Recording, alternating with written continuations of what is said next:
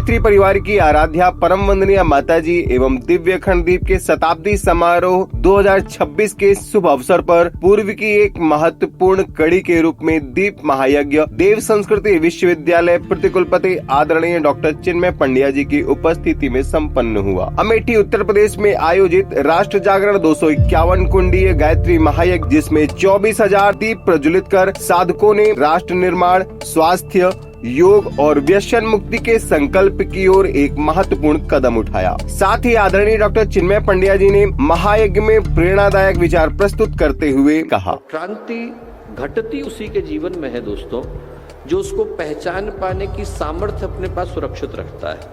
नहीं तो भगवान भी आए, दरवाजा खटखटाएं, पर यदि हम ही द्वार लगा करके बैठ जाएं तो भगवान को खाली हाथ लौटना पड़ता है। वैसे ही दोस्तों, भगवान भी हमारी जिंदगी में 3 ही बार दस्तक देते हैं। आपने दरवाजा खोल दिया तो ठीक है, और नहीं तो फिर भगवान कहते हैं आप आकर के दोबारा से अगले जन्म में हमसे मिल लीजिएगा।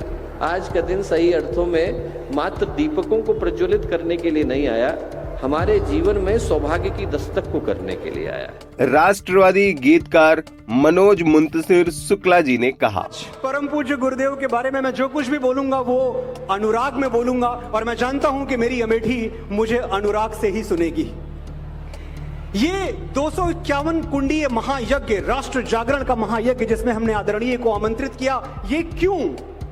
कुछ बच्चे यहाँ हैं जो सनातन परंपराओं से इतने परिचित नहीं हैं, शायद उनके मन में ये प्रश्न हो कि भाई ये सब क्या हो रहा है। तो मैं चाहता हूं कि आज वो बच्चे इस प्रश्न का उत्तर सुन के यहां से जाएं। महर्षि अरविंद ने कहा था, और जो कहा था वो आप सबको स्मरण रहना चाहिए। महर्षि अरविंद ने कहा था कि जो देश 3 पीढ़ियों तक अपनी संस्कृति त्याग देता है, अपनी संस्कृति से विमुख हो जाता है, उसकी संस्कृति सदा सदा के लिए नष्ट हो जाती है, उसकी सभ्यता और संस्कृति का सर्वनाश हो जाता है।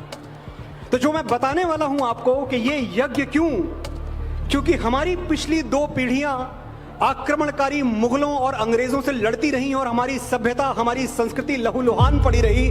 मैं और आप, हम सब तीसरी पीढ़ी हैं।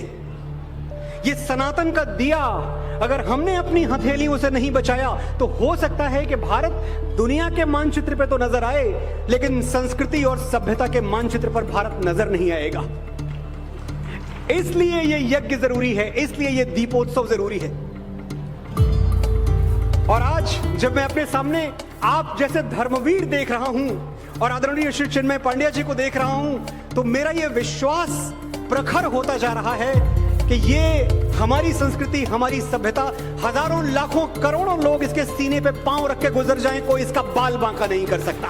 डॉक्टर पंड्या जी ने कार्यक्रम में उपस्थित सभी अतिथियों को परम पूज्य गुरुदेव का प्रेरक साहित्य भेंट किया, जो जीवन में आध्यात्म और मानवता के उद्देश्यों को समझने एवं अपनाने का मार्गदर्शन प्रदान करेगा। देश दुनिया की तमाम खबरों के लिए बने रहें हमारे साथ और देखते रहें युग प्रवाह।